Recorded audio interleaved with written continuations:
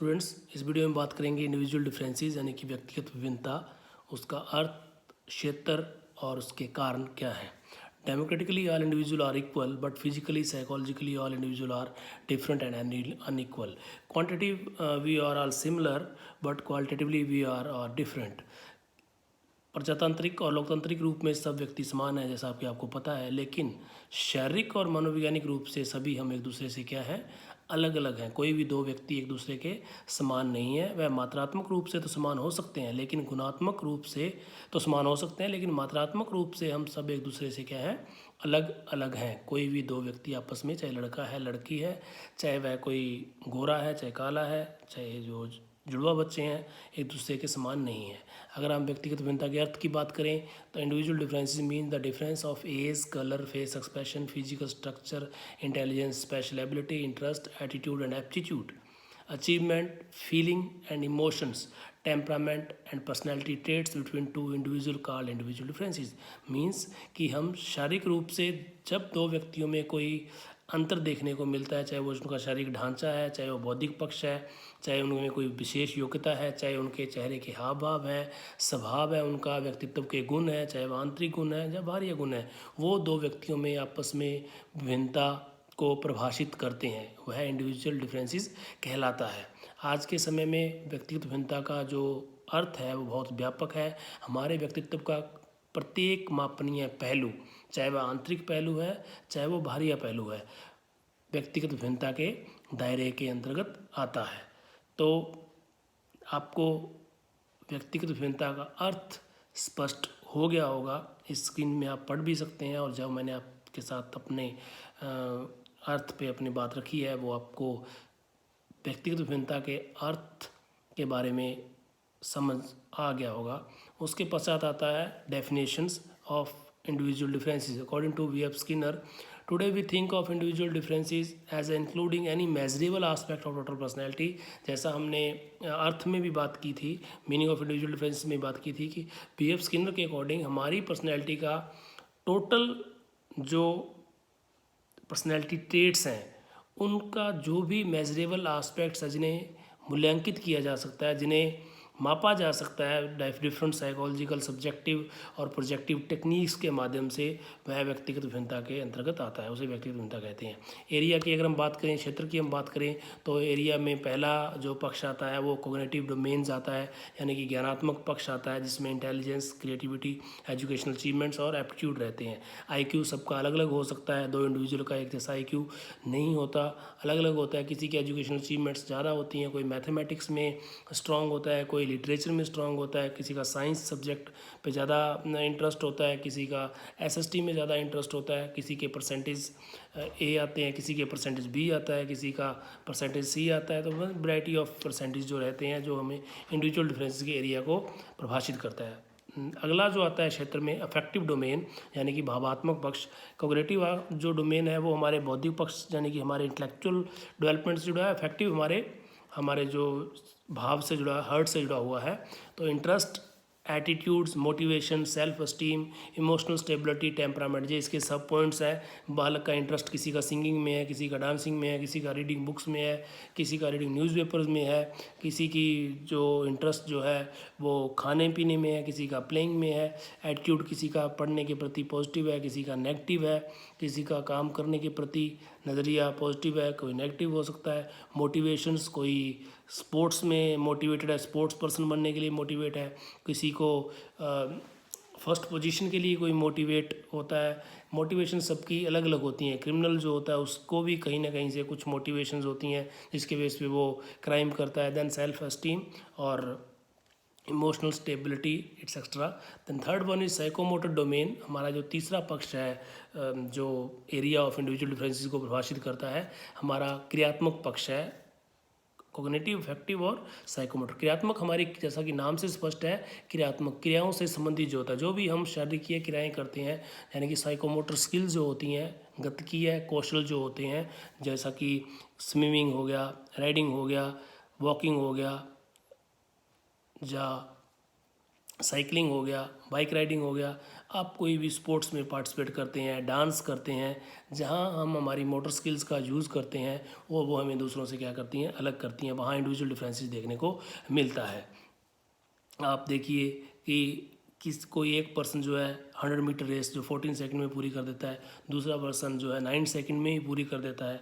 इसके अलावा साइकिलिंग सबको आती है, लेकिन कुछ ऐसे एक्सपर्ट होते हैं जो इस फील्ड में अपना प्रोफेशन भी बनाते हैं। तो नेक्स्ट आता है, अगली स्लाइड में आपके सामने स्क्रीन पे है causes of individual differences. Hopes हो कि आपको एरिया ऑफ इंडिविजुअल डिफरेंसेस का पता चल गया होगा। कॉजेज़ आपके स्क्रीन पे है। जो कॉजेज़ हैं, हेरिडिटी है, एनवायरनमेंट है, एजुकेशन है, एज है, इंटेलिजेंस है, रेस है, सेक्स है और economic background of the family है, इकोनॉमिक बैकग्राउंड है। ये कुछ कारण हैं जो व्यक्तित्व भिन्नता को निर्धारित करते हैं। पहला आता है हेरिडिटी। हेरिडिटी यानी कि वंशानुक्रम, जो हमारे माँ बाप से गुणसूत्र के माध्यम से, जीन्स के माध्यम से हमारे अंदर गुण संरचित होते हैं, उनमें उनके माता पिता की ओर से संरचित होते हैं। और जो गुण हमें हमारे जो colour of eyes, colour of skins, colour of hair, हमारा ब्लड ग्रुप, इन सब से डिसाइड होता है। और ये जो सिमिलैरिटीज़ होती हैं हमारे पेरेंट्स के साथ, वो सब हेरिडिटी के अंतर्गत आती हैं। कि जितना भी हमारे फिजिकल और मेंटल क्वालिटीज़ हैं, फिजिकल क्वालिटी जैसा मैंने आपको बता दिया, हमारा स्किन कलर है, हमारे कलर ऑफ आइज़ है, कलर ऑफ हेयर्स है, या हमारा ब्लड ग्रुप है, ये सारे जो हमारी फिजिकल क्वालिटीज़ होती हैं जो हमारे पेरेंट्स के द्वारा हमारे अंदर जीन्स के माध्यम से जो होती हैं ट्रांसफ़र होती हैं। 23 गुणसूत्र जो होते हैं फ्रॉम मेल साइड और फ्रॉम फीमेल साइड, जिनमें 22 सिमिलर होते हैं और 23rd जो होता है वो हमारा जेंडर डिसाइड करता है। तो देन सेकंड जो कॉज मेन है, कारण है, वो है environment. Mainly 2 types of environment, internal और एक्सटर्नल। इंटरनल मुख्यतः जो वातावरण एक बालक को गर्भ में अपने माँ के पेट में जब पल रहा होता है गर्भ में, तब वो वातावरण जो उसे प्रभावित करता है, जो अपनी मदर के माध्यम से, अपनी माता के माध्यम से, उसमें उसकी फैमिली कंडीशंस हो सकती हैं उस वीमेन की। दैन उसके अलावा वो डाइट्स कैसी हैं, कैसा भोजन उन्हें खाने को मिलता है। कहीं ऐसा तो नहीं है कि वो एक्सेस में अल्कोहल यूज़ करती हैं, ड्रग्स यूज़ करती हैं, या स्ट्रेस में रहती हैं, इकोनॉमिक कंडीशन फैमिली की अच्छी नहीं है, रिलेशन अच्छे नहीं है फैमिली मेम्बर्स के साथ। उन सब का इम्पैक्ट जब बच्चे पे पॉजिटिव नेगेटिव पड़ता है, तो वो पॉजिटिव इन्वायरमेंट का पॉजिटिव पड़ेगा, नेगेटिव का नेगेटिव पड़ेगा, तो ग्रोथ एंड डेवलपमेंट को उसके प्रभावित करता है। तो इंडिविजुअल डिफरेंसेस वहाँ क्रिएट होते हैं। एक्सटर्नल में बात करें, मेनली एक्सटर्नल इन्वायरमेंट जिसमें आता है स्कूल्स, कल्चर, कंट्री, जिस कंट्री में आपका बर्थ हुआ है, जहाँ के कल्चर में आप पले बड़े हो, उस वातावरण का आप पे क्या पड़ता है, सकारात्मक नकारात्मक प्रभाव पड़ता है और हमें दूसरों से क्या करता है, अलग करता है। अगर 2 जुड़वा बच्चे भी हैं, एक बच्चा स्टडी के लिए अब्रॉड जाता है, वो वहाँ के कल्चर में पलता भूलता है, ढलता है, वहाँ का एजुकेशन सिस्टम उसे प्रभावित करता है, उसके नेचुरल, उसके पर्सनैलिटी में वो ट्रेट्स जो हैं डेवलप होंगे, उनके बिहेवियर में वो चीज़ें रिफ्लेक्ट होंगी। दूसरा, इंडियन जो कल्चर में इंडियन जो भी ट्रेडिशंस है वहाँ पलता है, तो वहाँ दोनों में आपस में आपको डिफरेंस आप फर्स्ट ऑब्जर्वेशन में देखने को आपको मिलेगा on the basis of external environment of individual, कि उसे अलग तरह का इन्वायरमेंट मिला और एक दूसरे बच्चे को अलग तरह का इन्वायरमेंट मिला। तो इन्वायरमेंट जैसा कि आपको क्लियर हो गया होगा हेरिडिटी के बाद, सेकंड मेजर और मेन जो फैक्टर है कॉजेज है इंडिविजुअल डिफरेंसेस का, जो व्यक्तिगत विभिन्नता को क्या करता है, निर्धारित करता है। स्कूल एक इंपॉर्टेंट रोल प्ले करता है इन्वायरमेंट के एक फैक्टर के रूप में। स्कूल कैसा है आपका, स्कूल में टीचर्स कैसे हैं, स्कूल का जोग्राफिकल एरिया कैसा है, जो स्कूल का भौतिक वातावरण कैसा है, स्कूल में आपका जो करिकुलम है वो कैसा स्कूल ने अडॉप्ट किया हुआ है, ये सब इंडिविजुअल डिफरेंसेस को क्रिएट करता है, बढ़ावा देता है। एज, हमारे डिफरेंट जो स्टेजेस होती हैं हमारी डेवलपमेंट की, जैसा आपको पता है, प्रीनेटल स्टेज के बाद इन्फेंसी स्टेज होती है फर्स्ट हमारी, सेकंड हमारी चाइल्डहुड स्टेज होती है। इसमें 2 टाइप्स ऑफ होते हैं चाइल्डहुड में, अर्ली और लेट चाइल्डहुड। दैन उसके बाद एडोलेसेंस आता है जिसे टीन एज कहा जाता है, चाइल्डहुड जिसे मेनली टोली एज भी कहा जाता है, infancy stage mainly toy based age होती है, खिलौनों की जो मुख्य अवस्था होती है। उसके बाद अडल्ट एज, जहाँ पर्सन मैच्योरिटी की ओर अग्रसर होता है, परिपक्वता की ओर अग्रसर बढ़ता है। उसके बाद ओल्ड एज आता है। तो जो एज है, एज भी इंडिविजुअल डिफरेंसेस का एक कारण है। स्पेसिफिक एज में स्पेसिफिक क्वालिटीज़ एक इंडिविजुअल में डेवलप होती हैं, जो दूसरे एज के इंडिविजुअल से उसे क्या करती हैं, अलग करती हैं। आपको चाइल्डहुड में बच्चे में अलग खूबियाँ मिलेंगी, एडोलेसेंस स्टेज में जो टीन एज उसकी होती है वहाँ आपको ज़्यादा अलग तरह की बाउंडेशन मिलेंगी, बॉन्डिंग मिलेगी। और उसके बाद अडल्ट में, देन उसके बाद ओल्ड एज में, वहाँ आप में डिफरेंस देखने को एज के बेस पे, तो एज एक मेजर कॉजेज के रूप में। इंटेलिजेंस, हार्वर्ड गार्डनर के अनुसार मल्टीपल इंटेलिजेंस बुक में उन्होंने 9 टाइप ऑफ इंटेलिजेंस के बारे में जिक्र किया है, जो आपकी स्क्रीन पे है। लाइक लॉजिकल इंटेलिजेंस है, लिंग्विस्टिक इंटेलिजेंस है, इंटरपर्सनल है, इंट्रापर्सनल है, म्यूजिकल है, विजुअल है, बॉडली कैनेस्थेटिक है, नेचुरलिस्ट इंटेलिजेंस है और एक्सटेंशनल इंटेलिजेंस है।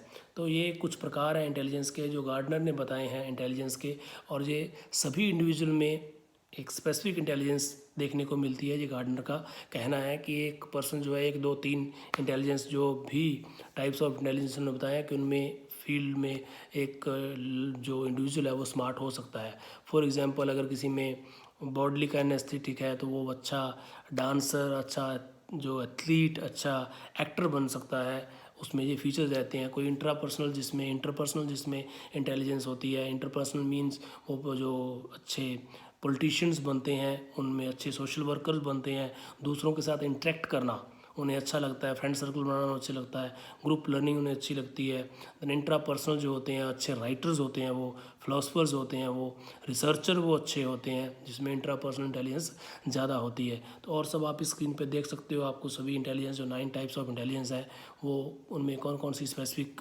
एबिलिटीज़ होती हैं वो आप इसमें देख सकते हैं। देन उसके बाद नेक्स्ट कॉजेज आता है रेस एंड नेशनलिटी, अर्थात प्रजाति और जो भी उसका जो राष्ट्रीयता है, उस जहाँ बालक जन्म लेता है मुख्यतः, वो भी व्यक्तिगत भिन्नता को निर्धारित करता है। फॉर एग्जांपल, आपको फर्स्ट ऑब्जर्वेशन में ही अगर कोई चाइनीज़ है, अगर कोई जापानीज़ है, अगर कोई अमेरिकन है, कोई ब्रिटिश है, कोई इंडियन है, आप और कोई कैरिबियन है, अफ्रीकन है, आप जस्ट फर्स्ट इंप्रेशन में ही ऑब्जर्वेशन में आप पहचान सकते हो उनको, तो वो व्यक्तिगत भिन्नताओं का कारण एक बनता है।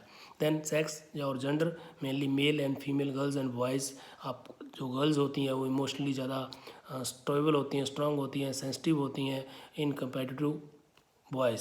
सिमिलरली जो मैन है वो मेंटली और फिजिकली स्ट्रांग होते हैं कंपेरेटिव टू वीमेन। तो सेक्स बेस्ड भी डिफरेंसेस जो है, व्यक्तिगत भिन्नता जो है देखने को मिलती है, मेजर कॉजेज है। नेक्स्ट और नॉट बहुत ही इंपॉर्टेंट जो स्क्रीन पे आपके एजुकेशन जो हमें दूसरों से अलग करती है। मेनली आप educated, uneducated, literate, illiterate 2 persons हैं, उनमें आप डिफ्रेंशिएशन करके देख सकते हैं। ये नहीं है कि अनएजुकेटेड कोई नेगेटिव ही हो, ऐसा नहीं है कि हम वो उनका way of talk, way of walk, way of style जो होगा वो अलग अलग होगा दोनों का आपस में। फॉर्मल, नॉन फॉर्मल, इनफॉर्मल, आपने जैसी एजुकेशन ली है उसके बेस पे हम एक दूसरे से क्या होते हैं, अलग होते हैं। Economic background is most important point और causes of individual differences. Financial status आपकी फैमिली का क्या है, ये भी निर्धारित करता है व्यक्तिगत विभिन्नता को का मुख्य कारण है। बैकग्राउंड कैसा है फैमिली के, इकोनॉमिक कंडीशन का, ये भी व्यक्तिगत विभिन्नता का एक मुख्य कारण है। उनका लाइफस्टाइल, उनका वे ऑफ लिविंग स्टाइल जो है वो उसी पे बेस्ड होता है। आपका स्कूल सिलेक्शन ऑफ सब्जेक्ट, ये सब इकोनॉमिक कंडीशन पे निर्भर करता है। तो थैंक यू, इंडिविजुअल डिफरेंसेस के बारे में आपको